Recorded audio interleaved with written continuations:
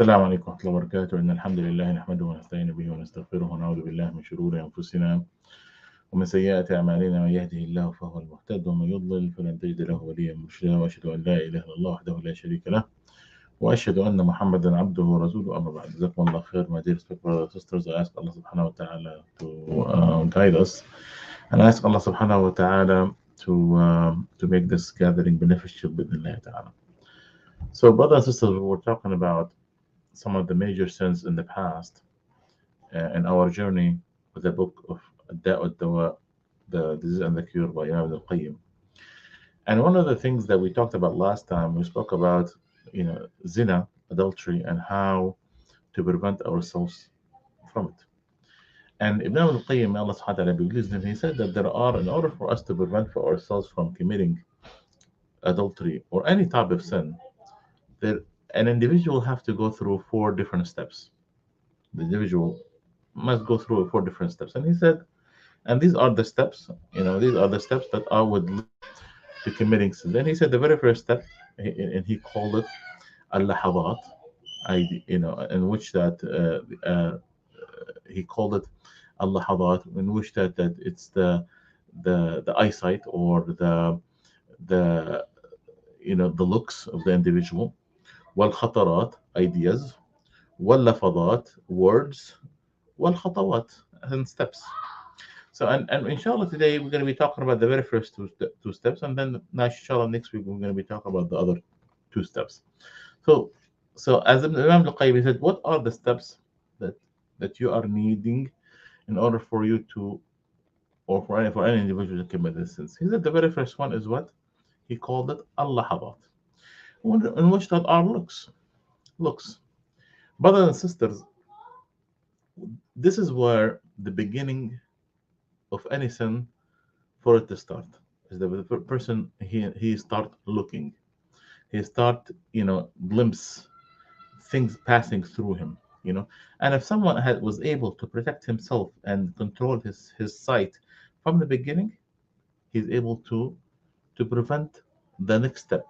Prophet Muhammad sallallahu alaihi wasallam, he said, ولا تتبع النظرة النظرة فإنما لك الأولى وليس لك الآخرة. He said, do not follow the look with another look, because the very first look is for yourself and the next look is not for you. Meaning that, and sometimes you have no control over your surroundings. Sometimes your eyes can look into things or see things that you have no control over it, but the next look is going against you. So that's why some brothers and sisters, for someone who wants to lower his gaze, sometimes it's difficult for you to look at the very first look, but the next one, that's when the sins start counting against you.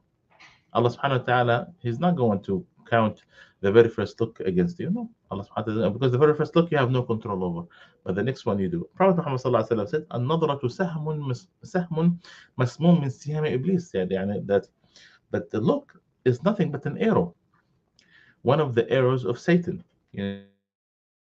فمن محاسن امرأة لله, whoever lowered his gaze because he saw something of a woman, أورث الله قلبه حلاوة. Allah subhanahu wa ta'ala is going to put a beauty in his heart. إلى يوم يلقى. Allah subhanahu wa ta'ala is going to put beauty in his heart until the day he's going to see him. So, and this is something true. When someone pushes himself and he struggles and he lowers his gaze, he will taste that beauty, the beauty that in which that he did not look at something, even though people are not realizing that he is looking or not looking, because sometimes looks can be deceiving. It could be lowering your gaze, but and you want it to look, as Allah subhanahu wa ta'ala said, يعلم خائنة الأعين وما تخفي الصدور. Sometimes you try to look, you want to seem like as if you're not looking, but you're looking. But for those who are truthful, they did not look, not because of the eyes of the people are looking at him, but did not look because out of the fear of Allah subhanahu wa ta'ala, out of the love of Allah subhanahu wa ta'ala. And another hadith, Prophet ﷺ said, غضوا أبصاركم واحفظوا فروجكم, lower your gaze and protect your private parts. And this is the start of anyone committing a sin. Brothers and sisters, yani, here we're not talking about when we say lower gaze, our gaze, not necessarily talking about um, yani, a man looking at a woman or a woman looking at a man. Sometimes it's better that you don't look at things that is going to amuse you, that is going to make you compare yourself to others. Allah subhanahu wa ta'ala said, وَلَا تَمُدَّنَّ عَيْنَيْكَ إِلَى مَا مَتَّعْنَا بِهِ أَزْوَاجًا مِّنْهُمْ زَهْرَةَ الْحَيَاةِ الدُّنْيا لِنَفْتِنَهُمْ فِيهِ وَرِزْقُ رَبِّكَ خَيْرٌ وَأَبْقَى. Do not look at what Allah subhanahu wa ta'ala have يعني, what Allah subhanahu wa ta'ala have given others. You know, because think about it. If you can, if you keep looking at and pondering of the people who are higher than you, why I have this? Why? Because you're gonna start asking yourself questions. Why this guy have a better car than I do? Why this woman is why this man is better looking than I am? Why this guy have a better house than I? And then and people start asking questions. But when you lower your gaze and you become self-sufficient, you're not going to compare yourself to others, you know. And that's important for us, that, yeah, yes, lower your gaze is not just looking at the other sex. Sometimes you would have to lower your gaze from other worldly beauties out there, you know, so you would not, you know, belittle the band of Allah subhanahu wa ta'ala on you, and you would not compare yourself to others who are higher than you. Prophet Muhammad sallallahu alayhi wasallam told us, وَإِيَّاكُمْ وَالْجُلُوسِ فِي الطُّرُقَاتِ. He warned the Sahaba. Look at this. He warned the Sahaba not to to sit in the street. Why? He said, "Ya Rasulullah, مجالسنا وما لنا منها بد." يعني sometimes the Sahaba they said, يعني, "Oh Prophet of Allah, we have no place to sit." يعني, we don't have. يعني, nowadays people have places to sit, and etc. But they said we have no places for us to sit. So Prophet said, and if you have no other way or no place for you to sit or no place for you to be around, فَأَعْطُوا الطَّرِيقَ حَقَّهُ. Give the road its right. Now, what is the right of the road? You know? And they said, what is the right of the road of Prophet of Allah? He said, غَضُّ الْبَصَرِ, that you lower your gaze. You don't look at every time one woman passes by, you look at her. Every time a man passes by. No. The right of the road, that you lower your gaze. And what a beautiful matter, that when a man speaks to a woman, he's putting his head in the ground. He's not looking at her hair or looking at her eyes or looking at her chest or looking at her body. That's the characteristics of a lion, wallah al-azim, in which that he is not looking at a woman because of her lustful look. No, he's lowering his gaze. He's in controlling of his senses. Not he is just have zero control over his body. And that's the characteristics of a righteous man and a righteous woman, in which when they talk or talking to the opposite sex, he's putting his head in the ground. Allahu Akbar. Because brothers and sisters, فإن النظرة تولد الخطر. يعني look at the steps of the shaitan. When someone looks, when you after look, you start this when you develop an idea, and then يعني, or a glimpse, and when you keep thinking about it, it becomes an idea, and when you have an idea, it will create a desire, and once you have a desire, you have a will, and when you have a will, you want it to act on that will, and that's when the sin becomes. So, brothers and sisters, yani, and that's why it's important for us to make sure that we are patient of where we look and control our sight.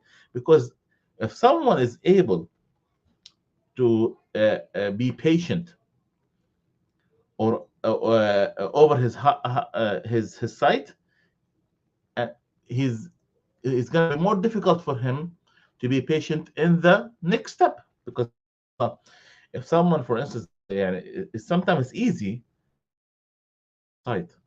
But once you develop an idea, once you develop a will, once you're about to act, it becomes more difficult for you to be patient. So it's easier to be patient in the initial steps and more difficult in the later steps. And subhanallah, one of the poets have said, كل الحوادث مبدأها من النظر ومعظم النار من مستصغر الشرر. Yeah, he said He said, sins start out with looks, and the hellfire is made out of well, what is the hellfire?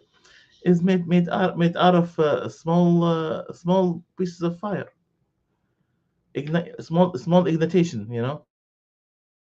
This is the reality of the situation. And make a fire, big fire, no matter how big it is, what does it start? It starts with a small fire, a small stick. And big sins start out with a look. And this is the reality of the situation. And one of the things that people don't realize, brothers and sisters, is that a lot of people, when they look, one of the disastrous consequences of looking is that it make you feel sad. Why? Because you are looking at something that you're not able to get. When someone looking at a woman, looking at a picture, or looking at a movie, or looking outside, and he knows that he cannot touch that woman. So what's going to develop for him? He's going to become sad, depressed. And something, you are looking at something that you're not able to get. And sometimes, subhanallah, if someone was bad enough and act on this is a different story. But the thing is, for most of the time, people who are looking, they are looking at something that they're not able to get. So why and this what's going to happen? What's the effect on you? It's going to make you feel sad and feel depressed because you are looking at something that you're not able. So why don't you just stop looking from the beginning and not having open the door, being sad and feeling depressed?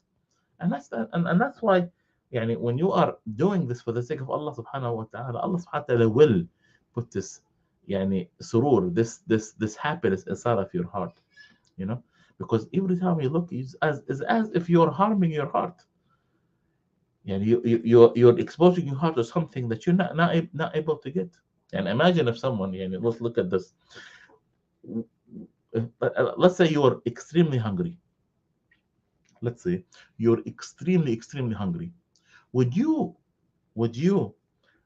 go by a restaurant window?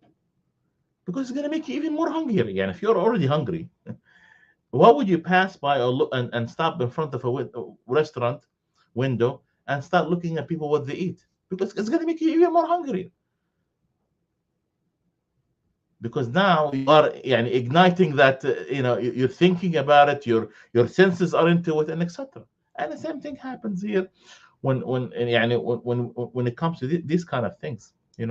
So it's the more you look, the more you're harming your heart, the more you are putting more wounds into your heart, and etc. Okay, so that's the very first step, is what? Looking. The next step is what we call is ideas. Because this is, after you look, this one idea would become. And this idea can be a good idea or a bad idea. And then later, and this one, when we said that these these khatarat, glimpse or passing thoughts, these thoughts would become an idea. And the idea, like we said, would becomes an intention. An intention will become a will, and etc.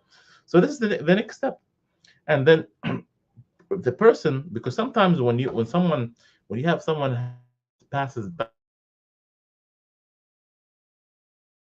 through our brain, thousands of thoughts, and every time you look at things that you think of something. But when someone grabs that thought and keeps it and keep thinking about it, it becomes an idea. And that's the issue here. So you are in control. You're in control. Or I'm going to let that thought passes by, or I'm going to grab it and keep thinking about it to the point it will become an idea.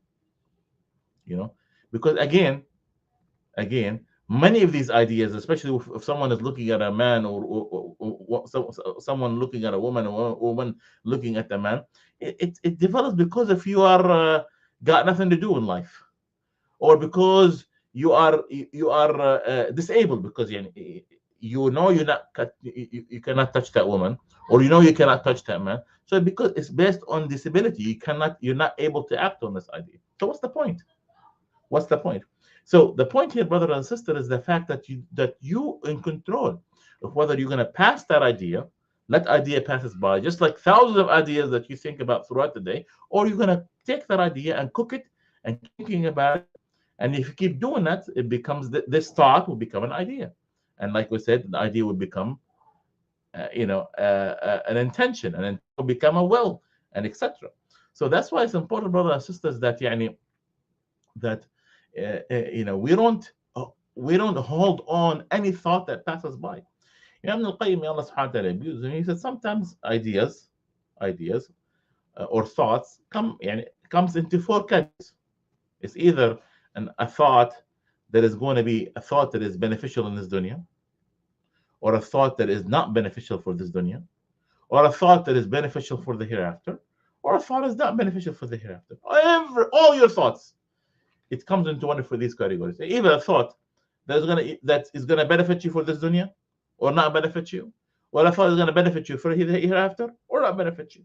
So the question here is that which, a lot of times we hold on the thoughts that is not gonna be beneficial for us in this dunya, nor is beneficial for us in the hereafter, and that's the problem. And so what happened is it's important for us and that's why the difference between someone who is smart, someone who knows how to control ideas, and versus someone else. It's a lot of people who are successful people, they hold on ideas that is going to be at least benefiting for themselves in this dunya, and that's why they dwell on it and build on those ideas, and they hold these thoughts, and they encourage them to the point that they become good ideas, whether it was going to be beneficial for them in this dunya or in hereafter. And what's the two things that control whether someone is going to let go of an idea or keep it, is based on whether you're using your brain or whether you have knowledge. If someone, brother or sister, does not using his brain and does not have knowledge, of course he's going to be always looking at or grabbing ideas that not beneficial for them, or he's going to look into things that are lustful for his life. So things that are not beneficial. So it's important for us for him to evaluate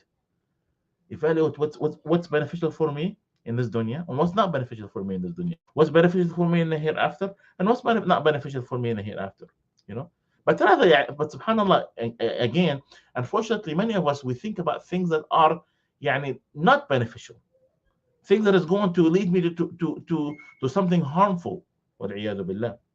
And Imam al-Qayyim, Allah subhanahu wa ta'ala, he said, if someone wanted to think, let him think about these 5 things. And he gave us examples of what some of the 5 things that we should be thinking about. Think about the verses of Allah subhanahu wa ta'ala in the Quran. Dwell on those ideas. Think. وَيَتَفَكَّرُونَ. Think about what Allah subhanahu wa ta'ala says. Think about how Allah subhanahu wa ta'ala, the books of Allah subhanahu wa ta'ala.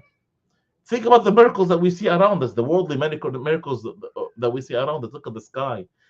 Look at the clouds, look at the mountains, look at the trees, look at the human beings, look at the animals, look at how Allah, the creation of Allah subhanahu wa ta'ala. Think about that.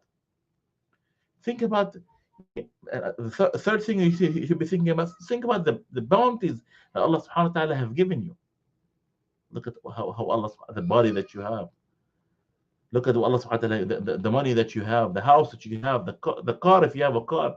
Look at the things that Allah subhanahu wa ta'ala have given you, have not given others. And you want further, the fourth thing you should be thinking about, think about your defects. How can I fix the defects that I have? My problems. How can I fix my problems? If I have a problem in this matter, if I have a problem in this matter, how can I fix the deficiencies that I have? Think about that. And the fifth thing that you should be thinking about, think about your time and how are you using your time. Imam al-Shafi'i, may Allah subhanahu wa ta'ala pleased with him, he said, when I dealt with many deviant groups, and one of the things the only thing I learned from them is the fact that he said, والوقت safe. يعني I learned from some of these deviant groups that time is like a sword.